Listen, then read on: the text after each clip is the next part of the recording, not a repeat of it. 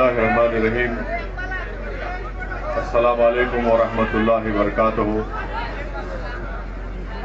मोअज़्ज़िज़ हाज़रीन इकराम, मेरी इज़्ज़तदार माँ और बहनों, बुजुर्गों, मेरे गयूर नौजवान साथियों, मंच पर बैठे हुए औरंगाबाद पार्लियामेंट के मेंबर ऑफ पार्लियामेंट और मौजूदा उम्मीदवार और कैंडिडेट मोहतरम जनाब इम्तियाज जलील साहब, महाराष्ट्र के वर्किंग प्रेसिडेंट MIM पार्टी जनाब डॉक्टर गफ्फार कादरी साहब और वैजापुर के MIM पार्टी के सदर व तमाम जिम्मेदार हजरात,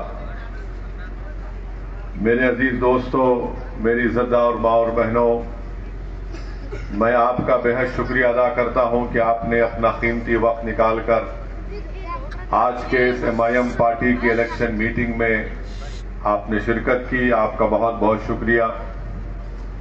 आप जानते हैं कि 13 मई के दिन पार्लियामेंट के चुनाव के मतदान का दिन है, वोटिंग का दिन है और MIM पार्टी का निशान पतंग का निशान है। मैं आपसे ये अपील करने आया हूं कि आप तमाम ने मिलकर, औरंगाबाद की आवाम ने मिलकर अपनी एक आजाद आवाज को आपने कामयाब किया। 20 साल तक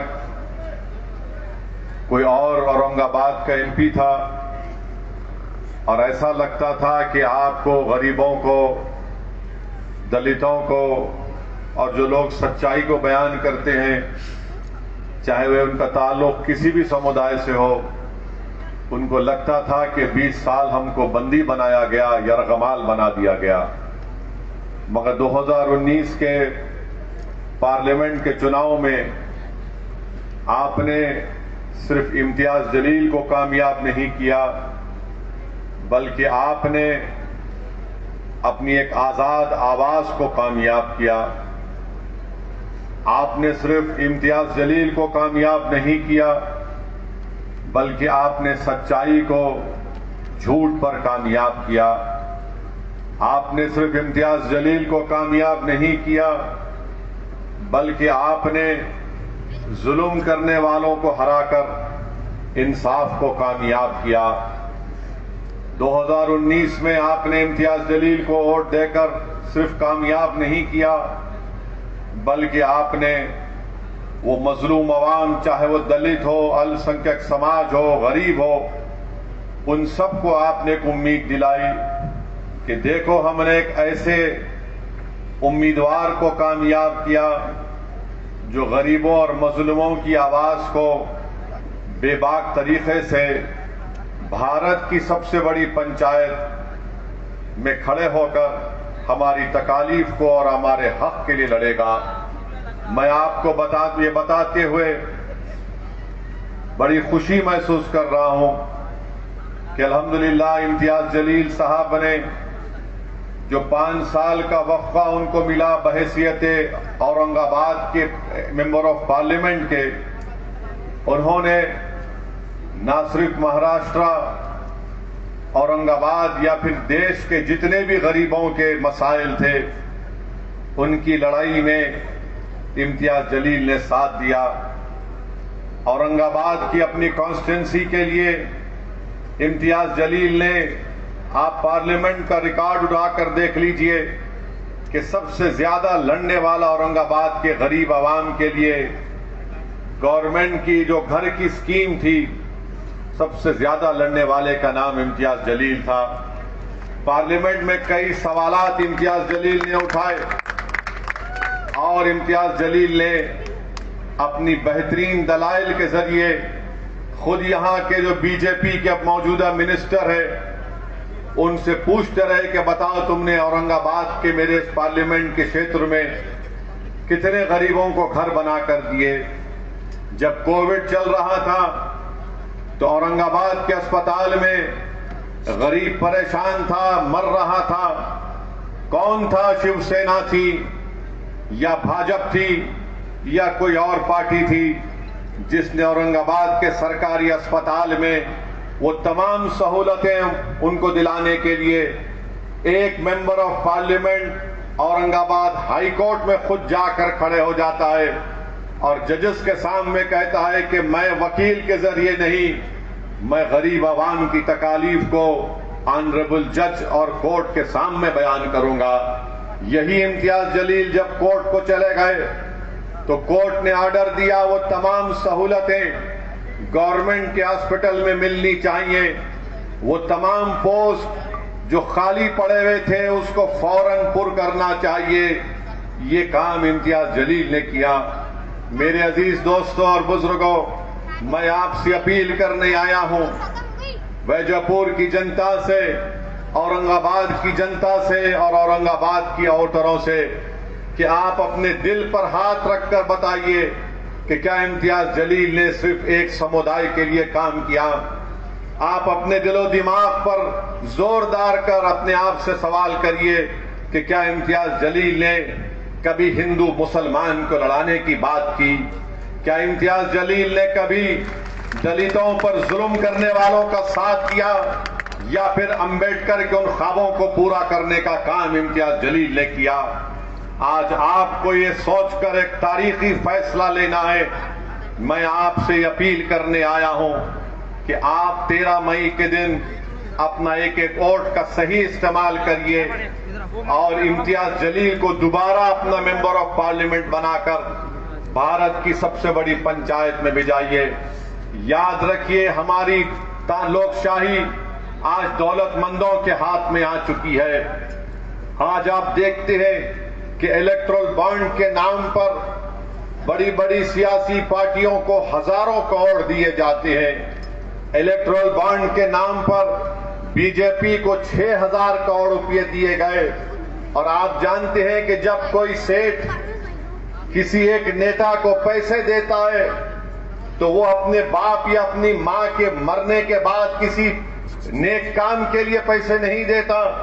वो इसलिए सेठ पैसे देता है कि वो कहता है कि देखो, मैं तुमको 6000 करोड़ रुपए दे रहा हूं इलेक्शन के से पहले इलेक्टोरल बॉन्ड में। तुम जब सत्ता में आओगे तो तुम 6000 के बदले मुझे 50,000 करोड़ का कॉन्ट्रैक्ट दिलाना। और यही काम हुआ। बीजेपी को 6000 करोड़ रुपए मिले, शिवसेना को पैसे मिले, कांग्रेस को पैसे मिले, राष्ट्रवादी कांग्रेस को पैसे मिले। ये सब बिकने के लिए तैयार थे तो खरीदने वाले ने इनको खरीद लिया। अगर किसी सेठ ने या किसी कंपनी में इतनी ताकत नहीं थी कि वो एक पार्टी को या उसके एमपी को खरीद सके तो उसका नाम इम्तियाज जलील और एमआईएम पार्टी था। हमको एक इलेक्टोरल बॉन्ड की जरूरत नहीं पड़ी। मीडिया के लोग आकर मुझसे तंजिया तौर पर पूछे कि असदुद्दीन ओवैसी, आपको इलेक्टोरल बॉन्ड नहीं मिला। मैंने कहा कि हम खुद जेम्स बॉन्ड हैं, हमको बॉन्ड की जरूरत नहीं है। मीडिया के लोगों ने पूछा इलेक्टोरल बॉन्ड तुमको नहीं मिला, तो मैंने उनसे पूछा, भाई साहब बॉन्ड का मतलब आपको मालूम? तो अंग्रेजी में बॉन्ड का मतलब यह है कि मिलना, मिलाना। मिला हमारा जो औरंगाबाद की गरीब जनता से बॉन्ड है वो पैसे की ताकत उसको तोड़ नहीं सकेगी। जो 2019 में इम्तियाज जलील को आपने कामयाब करके जो बॉन्ड आपका और इम्तियाज जलील का आपने मजबूत किया, मुझे यकीन है कि इंशाअल्लाह ताला 13 मई को वही बॉन्ड कामयाब होगा। मुझे यकीन है कि जिन लोगों ने, जिन पार्टीज को इलेक्टोरल बॉन्ड में करोड़ रुपए मिले, गरीब कभी उनको माफ करने वाला नहीं है। आप अंदाजा लगाइए कि गुजरात का एक किसान है, उसको कुछ नहीं आता, उसके जरिए से बीजेपी को करोड़ों रुपए मिल गए। अरे वो किसान जो मर रहा है आज महाराष्ट्र में, वो किसान जो महाराष्ट्र में खुदकशी कर रहा है, आज आप उसकी लाशों पर सियासत करते हैं। बताइए मेरे अजीज दोस्तों और बुजुर्गों, जो पार्टी करोड़ों रुपए बड़े बड़े कंपनी से लेती है, अगर आप उनको वोट देंगे तो क्या वो आपके लिए कोई काम करेंगे, कोई आपके लिए कानून बनाएंगे? देश के प्रधानमंत्री बोलते हैं कि मैंने ट्रेन स्टेशन पर चाय बेचा है, ठीक है, हमको उससे कोई इनकार नहीं है। देश के प्रधानमंत्री कहती हैं कि मैं झोला लेकर निकल जाऊंगा, चले जाइए, कोई फर्क नहीं पड़ेगा। देश के प्रधानमंत्री कहती हैं कि मैं भारत का बेटा हूं, मैं इस देश का बेटा हूं।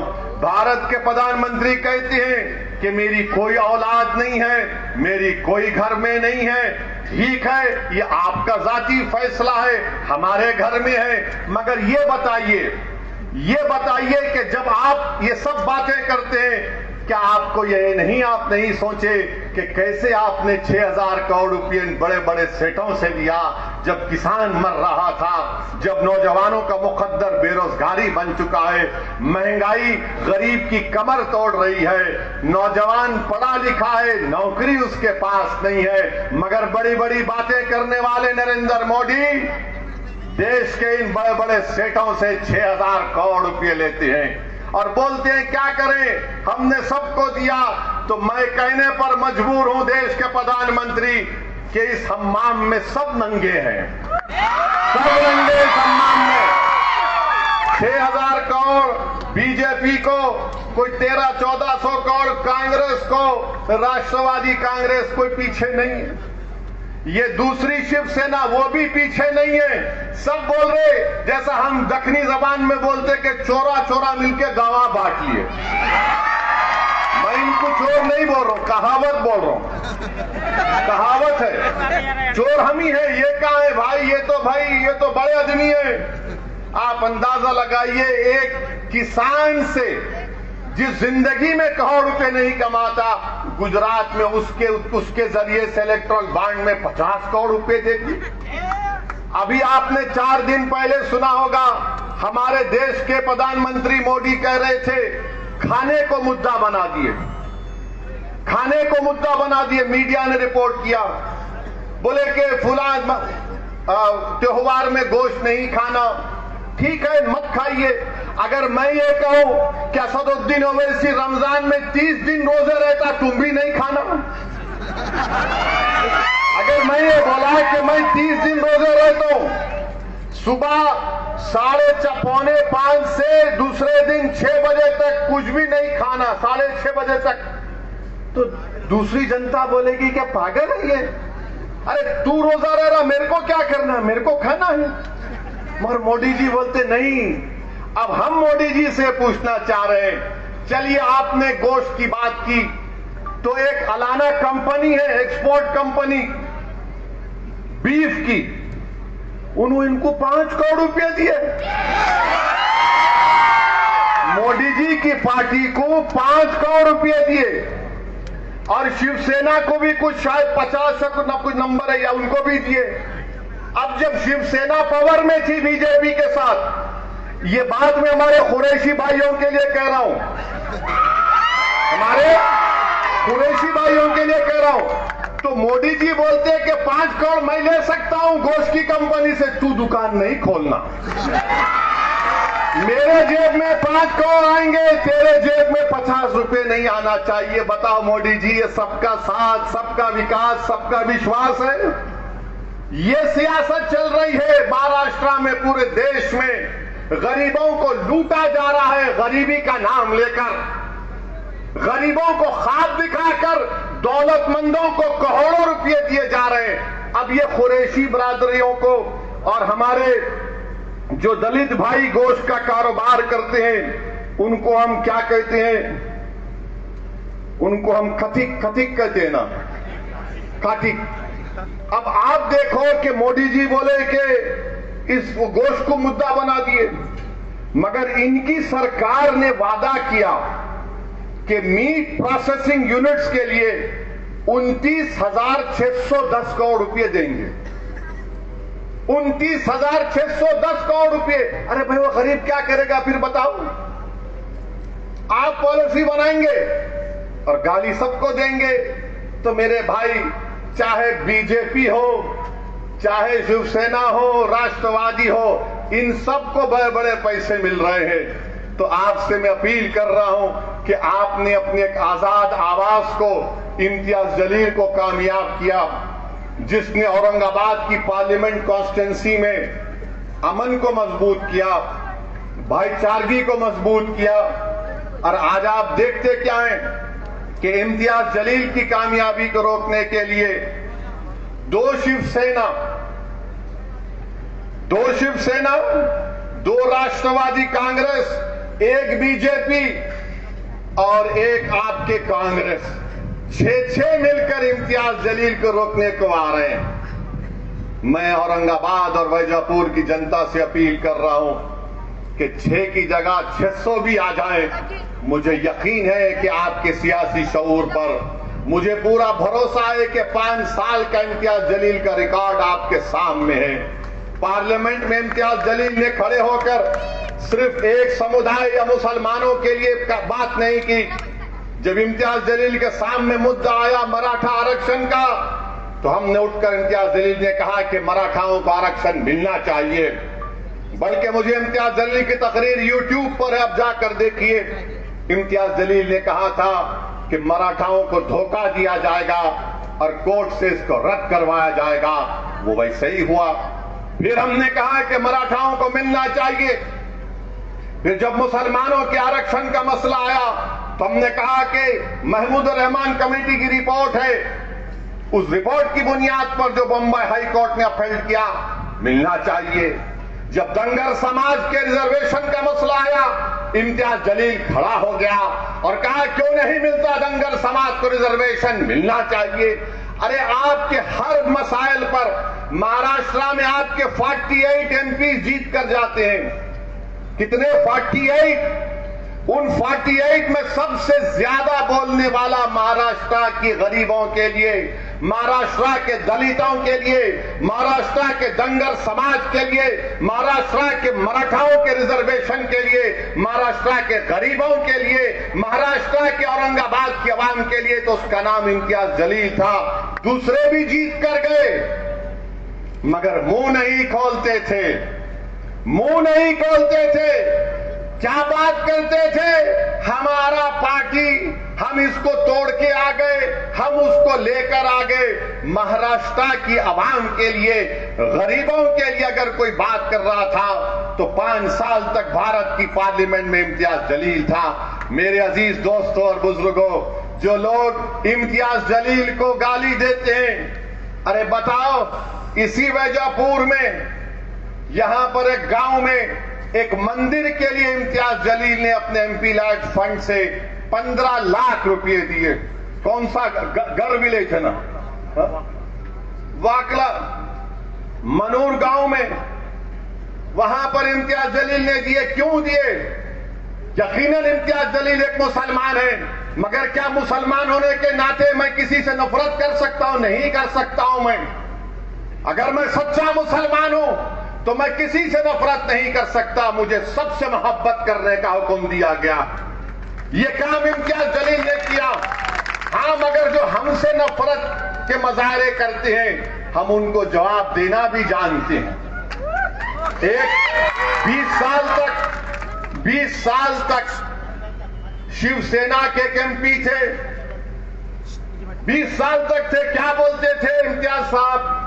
खान पान बोलते थे ना। हटो भाई जरा। खानिया पान बोलते थे ना। अब उनका निशान क्या है? अब उनका निशान क्या है? काया खान पान। बहुत बोलते थे। तो कुदरत का निजाम है, जो ज्यादा बकबक करता उस पे ही गले में सांप पड़ जाता।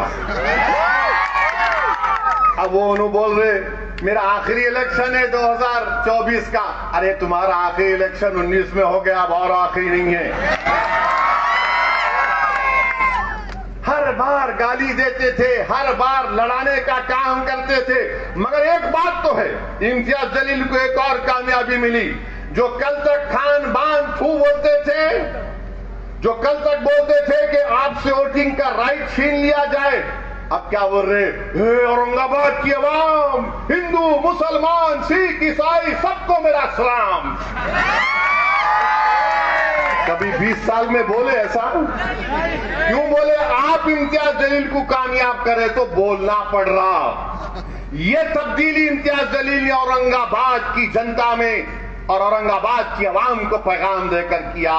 तो इन लोगों का अब इम्तियाज जलील से अब भाग रहे हैं। इम्तियाज जलील बहुत आगे, अरे इसकी इम्तियाज जलील के कदमों पर चल रहे हैं, इम्तियाज जलील के नक्शे कदम पर चल रहे हैं। मगर मुझे यकीन है कि इंशाअल्लाह ताला 13 मई के दिन आप तमाम एक होकर औरंगाबाद की आवाम इम्तियाज जलील को जो कामयाब करेगी वो आपकी कामयाबी होगी, दोबारा वो अमन की कामयाबी होगी, वो मजलूमों की कामयाबी होगी, वो गरीबों की कामयाबी होगी, किसानों के हक की कामयाबी होगी, दलितों को मजबूत बनाने की कामयाबी होगी, मराठाओं को उनको आरक्षण दिलाने की कामयाबी होगी, दंगरों को उनका शेड्यूल्ड ट्राइब स्टेटस दिलाने की कामयाबी होगी। मैं आपसे वादा कर रहा हूं कि ये काम MIM पार्टी कर रही है। आपसे अपील करने आया हूं कि मुत्तहिदा तौर पर अपने वोट का इस्तेमाल करिए और याद रखिए मेरी इस बात को कि UAPA का कानून आया तो यही शिवसेना ने मोदी का साथ दिया था। CAA का कानून आया, यही शिवसेना ने मोदी का साथ दिया था। ट्रिपल तलाक का कानून आया, यही शिवसेना ने मोदी का साथ दिया। मेरे भाई, मेरे बुजुर्गों, मेरी इज्जतदार मां और बहनों, आज चुनाव आ रहा है तो MIM पार्टी और ओवैसी को गाली दी जाती है। जब CAA का कानून बन रहा था पार्लियामेंट में, यही शिवसेना के लोग नरेंद्र मोदी का साथ दे रहे थे। CAA का कानून बीजेपी अपने मैनिफेस्टो में कहती है अगर CAA का कानून NPR NRC के साथ होगा तो याद रखिए सबसे ज्यादा तकलीफ पूरे देश में, पूरे महाराष्ट्र में, पूरे औरंगाबाद में होगी तो अल्पसंख्यक समाज, मुस्लिम माइनॉरिटी को होगी, दलितों को होगी, उन गरीबों को होगी जिनके पास वो कागजात नहीं होंगे दिखाने के लिए। बताइए आप, क्या शिवसेना ने, क्या उद्धव ठाकरे ने साथ नहीं दिया CAA के कानून के वक्त? ट्रिपल तलाक के कानून में साथ नहीं दिया। आज आकर बड़ा अपने आप को सेकुलर दिखाते हैं, बड़ा हमदर्द दिखाते हैं। बताइए आप, भारत की पार्लियामेंट में मोदी के 302 MPs के सामने 2 लोग खड़े हो गए और कहा कि नरेंद्र मोदी, ये CAA का कानून काला कानून है, हम इस काले कानून को नहीं मानते।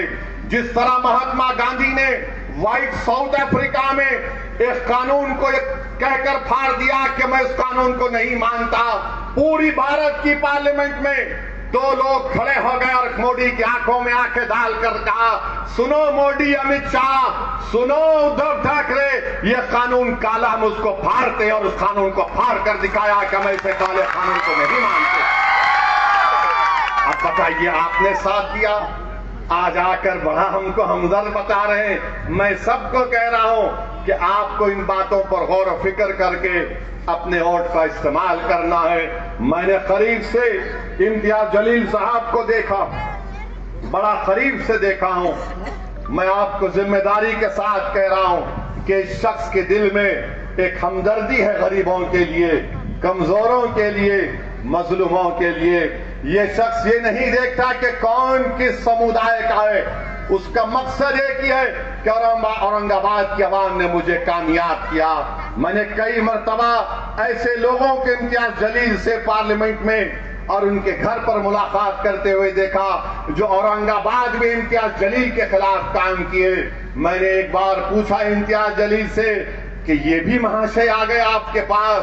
तो बोले हाँ असद भाई आ गए, मेरे खिलाफ काम किए, मगर जो मेरे घर पे आ गया वो मेरे औरंगाबाद पार्लियामेंट की कॉन्स्टिट्यूंसी से आया है, वो मेरा भाई है, मैं इसका काम करके दूंगा।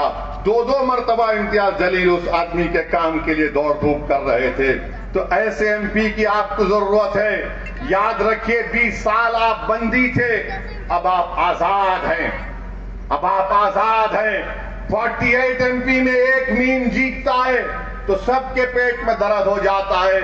ये कौन है, ये कैसे जीत कर आया है?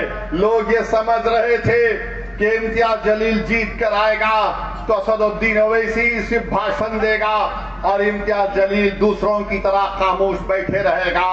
मैंने इम्तियाज साहब से पहले ही कहा था, पहले दिन से मैंने कहा इम्तियाज साहब शुरू कर दो बैटिंग, आपको रुकना नहीं है। इस देश की जनता को मालूम होना चाहिए कि हम आवाम के नुमाइंदे हैं, हम आवाम के वोटों से जीत कर आते हैं। हमारा काम उनकी आवाज को उठाना। आप उठाकर देख लीजिए, भारत की लोकसभा में पूरा रिकॉर्ड है इम्तियाज जलील का। और ये जो 20 साल में ये जो खान बान जा क्या बोलते थे, कितने बार उन्होंने बात की। जब कभी भी बोलते थे वक्फ को खत्म कर दो, वो वैसा कर दो। इनके अखबार में लिखा जाता था कि असदुद्दीन ओवैसी का वोटिंग राइट छीन लिया जाए। आज बड़ी हमदर्दी की बातें कर रहे। क्या यही उद्धव ठाकरे ने महाराष्ट्र की विधानसभा में कि आपकी आजाद आवाज औरंगाबाद से दोबारा कामयाब हो जाए? ये नहीं चाहते कि ये आवाज कामयाब होकर जालिमों से पंजा आजमाई करे। ये सब के सब इलेक्ट्रल बॉन्ड के गुलाम है। हम आपके खादिम हैं, हम औरंगाबाद की आवाम की जनता के नौकर हैं। आपसे मैं अपील के साथ 13 मई के दिन निकालकर इम्तियाज जलील साहब का साथ दीजिए। और हमने अमरावती में यह फैसला किया कि जनाब आनंद अंबेडकर साहब की हम तायीद कर रहे हैं। मैं अमरावती के तमाम जिम्मेदारों से, वहां के बुजुर्गों से अपील कर रहा हूं कि आनंद अंबेडकर साहब की आप सपोर्ट करें, उनको वोट दें ताकि वो वहां पर बीजेपी के एमपी को शिकस्त देकर आनंद अंबेडकर साहब को भी वो मेंबर ऑफ पार्लियामेंट बनाकर अमरावती से भिजाएं। ये एमआईएम पार्टी ने फैसला किया है। तो मेरे अजीज दोस्तों और बुजुर्गों, मेरी आप तमाम से अपील है कि एमआईएम पार्टी आपकी आवाज है। आज आप देख रहे हैं कि कोई आइडियोलॉजी नहीं, सब कभी इधर थे तो कभी उधर जा रहे, कभी इधर जा रहे तो इधर जा रहे। ऐसा दिख रहा है कि सुबह में घर से सफेद शर्ट पैंट पहनकर निकलते हैं, दोपहर में खाकी शर्ट पैंट पहन लेते हैं और शाम होने तक लाल रंग का कपड़ा पहन लेते हैं। ये आइडियोलॉजी अब कोई बाकी नहीं रही। इसलिए बहुत जरूरी है कि आप तमाम वैजापुर की जनता 13 मई के दिन अपने एक वोट का इस्तेमाल करिए और दोबारा अपनी एक आजाद आवाज को इम्तियाज जलील को पतंग के निशान पर बटन दबाकर कामयाब करिए। आप तमाम का बेहद शुक्रिया, क्योंकि अब नमाज का वक्त भी होने वाला है और आप लोग यहाँ पर आए, आपका बहुत बहुत शुक्रिया। 13 मई को पतंग के निशान पर बटन दबाइए और जाकर अपनी पतंग को वैजापुर के आसमानों पर फैलाइए और बता दीजिए कि आप मुत्तहिद हैं, इत्तेहाद ताकत है। अपनी पार्टी को कामयाब करिए। बहुत बहुत शुक्रिया। अस्सलाम वालेकुम। अभी यहाँ पर वैजापुर की एमआईएम की यूनिट की जानिब से बैरिस्टर असदुद्दीन ओवैसी साहब, इम्तियाज जलील साहब, डॉक्टर गफ्फार कादरी साहब, समीर साहब